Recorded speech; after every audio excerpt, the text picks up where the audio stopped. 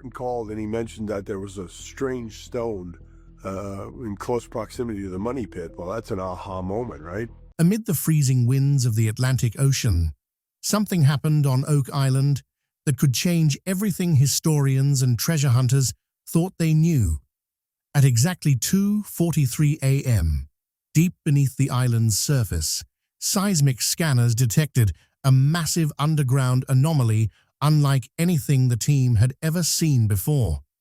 The metallic readings were nearly 72% stronger than the surrounding soil, immediately triggering alarm throughout the war room. At first, engineers assumed it had to be a malfunction, but when the same signal appeared again, across multiple scans and borehole tests, the room fell silent. Nearly 125 feet below ground, the data revealed what appeared to be a hidden chamber connected to stone-lined tunnels and several concentrated metallic zones. Then came the moment nobody was prepared for. A borehole camera captured what looked like a metallic reflection deep inside the cavity, the first visual evidence that something extraordinary might actually be waiting below. For more than 12 years, Rick and Marty Lagina had chased this mystery. They had spent over $60 million, endured collapsed shafts, flooding tunnels, and countless failed excavations. Yet standing in front of those monitors that night, Rick felt something he had not felt in years: hope. If the scans were correct, the estimated value of what lay underground could exceed $450 million. But one terrifying question remained. What if this wasn't the treasure itself? What if this was only the outer vault protecting something even bigger? Before we reveal what the team uncovered next, make sure to subscribe, because the discovery you're about to see could become the most shocking and dangerous breakthrough in Oak Island history. Before we continue, make sure to subscribe, because what the team uncovered next may go down as one of the most controversial and astonishing moments in Oak Island history. For Rick Lagina, Oak Island had long since become more than a search for buried treasure. It was a mission that had consumed years of his life. Alongside his brother Marty, Rick had spent over a decade chasing clues on an island that had defeated generations of explorers.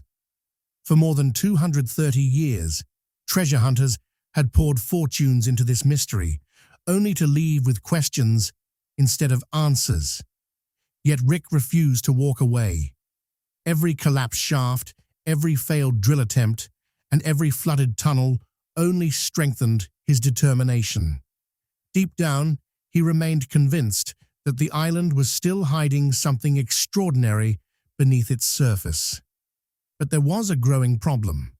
The search was becoming incredibly expensive. The operation had expanded into a massive undertaking, with weekly costs approaching $2 million. Heavy excavation equipment, advanced scanning technology, powerful pumps, steel casings, and round-the-clock crews were all working continuously. As expenses climbed higher, some members of the team began wondering whether the risk was becoming too great. Rick's response never changed. If we quit now, we could be stopping only a few feet away from the greatest discovery of our lives. Many evenings, he could be seen standing near the shoreline, staring toward the money pit in silence. The years of pressure were beginning to show. More than $60 million had already been invested, and repeated setbacks had tested everyone's confidence. Boreholes had collapsed. Flood tunnels had disrupted operations time and time again. Still, Rick remained the first person on site almost every morning. Meanwhile, concerns among experts were growing. Several specialists warned that the deeper the excavation went, the more unstable the underground environment appeared to become. One geologist even cautioned that each new layer increased the danger of a major collapse. Yet perhaps that was what separated Rick from other treasure hunters. He wasn't simply searching for gold or valuable artifacts. He was chasing the answer to a mystery that had remained unsolved for more than 2 centuries. Then came a discovery that changed everything. Late that night, updated seismic models continued appearing across the large screens inside the war room. As Emma Culligan carefully reviewed the data, layer by layer, a newly generated 3D map revealed something that immediately caught everyone's attention. The team had expected to find evidence of a single underground chamber. Instead, the scans suggested something far more complex. Nearly 125 feet below the island, a large metallic anomaly appeared in the data, stretching roughly 28 feet across. But its size wasn't what concerned the experts most. What truly stood out was what surrounded it. Additional underground zones began appearing around the main target. Narrow passageways, connected spaces, and separate metallic signatures extended outward in multiple directions. The deeper the analysis went, the less it resembled a simple treasure vault, and the more it looked like an intentionally designed underground system. When Emma performed a density comparison, the results were even more surprising. Certain areas displayed metallic concentrations dramatically stronger than the surrounding ground. The readings were unlike anything previously recorded during the Oak Island search. Assuming an equipment error, engineers recalibrated the system and repeated the process. The outcome remained exactly the same. 3 separate scans produced nearly identical results. As tension filled the room, Rick watched the monitors closely while experts continued building a more detailed underground model. With every update, the mystery seemed to deepen. Below the primary anomaly, several hollow spaces became visible, almost as if hidden chambers had been constructed and sealed centuries ago. One geologist quietly studied the screen before making an observation that instantly captured everyone's attention. "This doesn't look natural." That single statement changed the atmosphere in the room.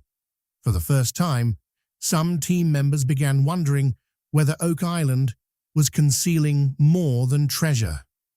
What if the underground structures had been deliberately engineered to guard something important? If that were true, then the mystery was far bigger than anyone had imagined. The evidence on Emma Culligan's screen became even more unsettling.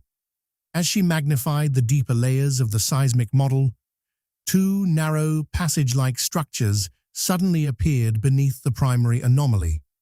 They seemed to extend downward into areas that had never been explored before. For several moments, nobody in the war room spoke. Rick Lagina stepped closer to the monitors, while engineers rushed to verify the data. Yet every time a new scan was processed, the same pattern appeared again. What they were seeing no longer resembled a simple buried chamber. Instead, it looked like a sophisticated underground complex. The interconnected zones appeared deliberate, almost as if someone, centuries ago, had carefully designed multiple hidden sections and sealed them beneath the island. One geologist studied the display before quietly saying, "If these shafts continue deeper, then everything we've identified so far may only be the beginning." The remark instantly changed the mood in the room. For years, the search had focused on finding a single treasure vault. Now, for the first time, some team members began considering a far larger possibility, an entire underground network hidden beneath Oak Island. Emma continued examining the data as new scans appeared across the glowing screens. With each update, the mystery seemed to grow more complex and far more dangerous. That night, it felt as though the entire operation was approaching a turning point. Then another problem emerged. Shortly after the deeper shafts were confirmed, drilling crews began working near the main target zone. But within hours, monitoring systems detected a dramatic rise in underground water pressure. Initially, engineers assumed it was ordinary groundwater infiltration. Then, the pumps started removing nearly 8,000 gallons of water in a single hour. Alarms immediately drew attention across the control room. Cold Atlantic seawater appeared to be forcing its way back into the excavation through ancient flood channels, the same obstacle that had frustrated generations of treasure hunters for more than 2 centuries. The situation escalated quickly. Sensors detected an unstable area, roughly 14 feet wide, surrounding the main shaft. If pressure continued increasing, there was a real possibility that parts of the excavation could collapse. An emergency meeting was called. Underground pressure maps lit up the monitors in red as specialists debated their next move. Several engineers recommended suspending operations immediately. One safety expert delivered a blunt warning. If the shaft fails, water could rapidly fill the entire section below. Suddenly, the mission felt less like an archaeological search and more like a race against disaster. Massive pumps operated continuously while workers installed steel reinforcements around the clock, often standing in freezing water and deep mud. Some crew members even began wondering whether the island's underground layout had been intentionally designed to flood and protect whatever lay deeper below. Then came another surprise.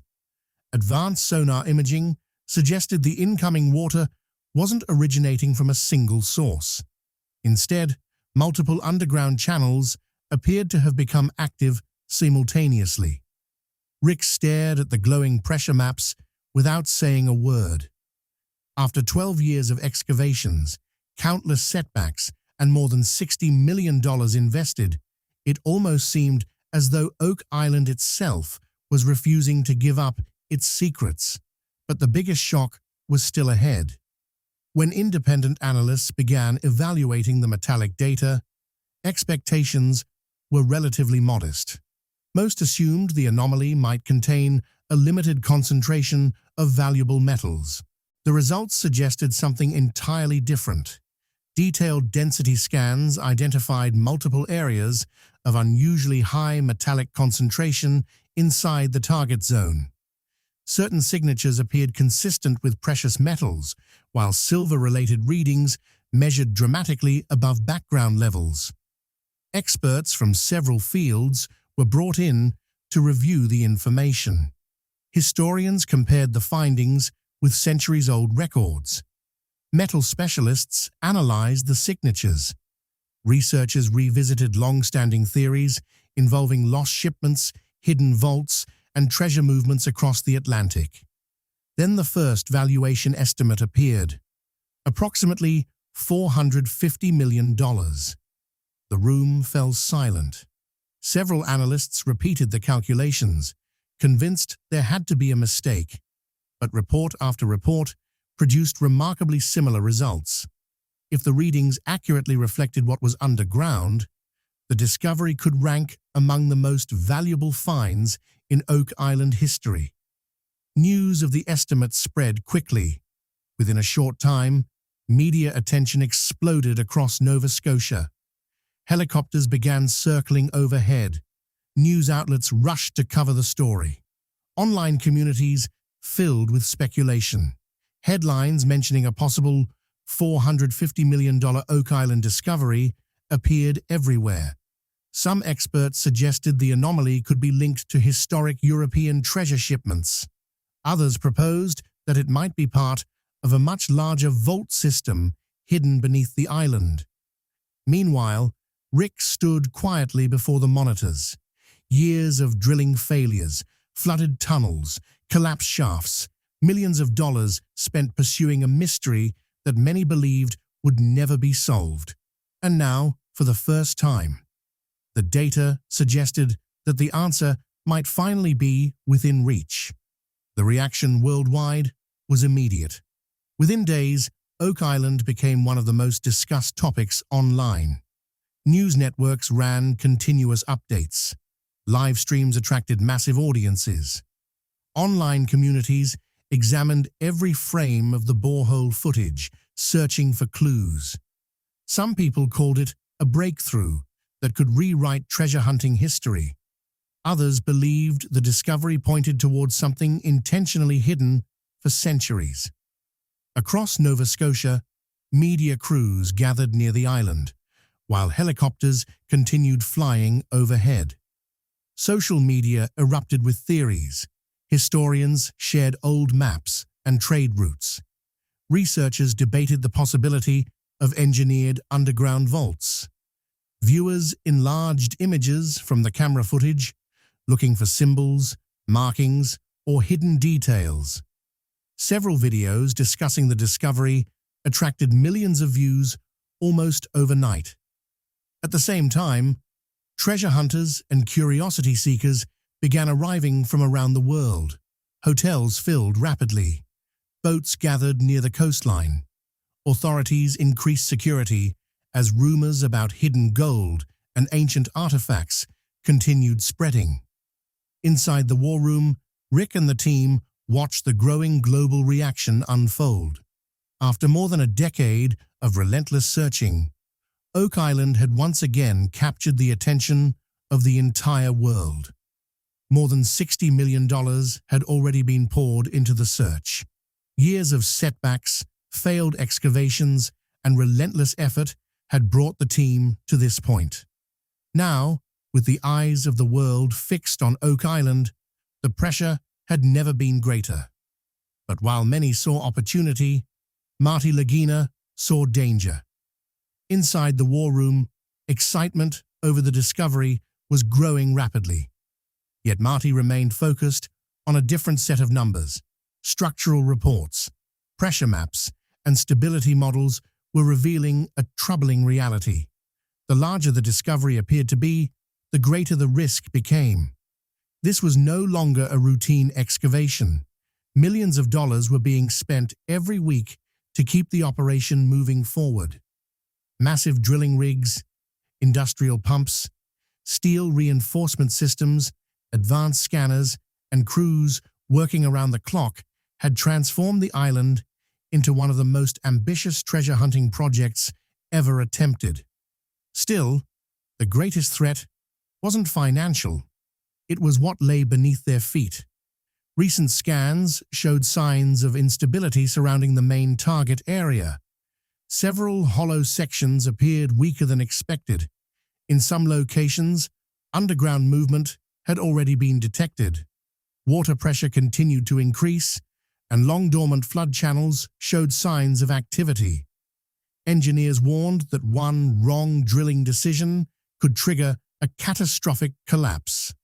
During an emergency strategy session, Marty delivered a sobering assessment. If this structure fails, we may lose any chance of reaching what's below. The room immediately fell quiet.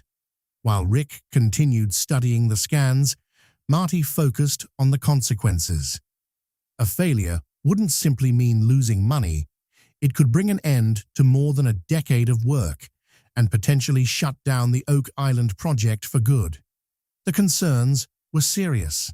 One updated geological model revealed a fragile layer beneath the primary drilling zone. Experts warned that excessive pressure in that area could allow seawater to rush into the shaft within minutes. Yet despite the growing danger, the signals from below continued getting stronger.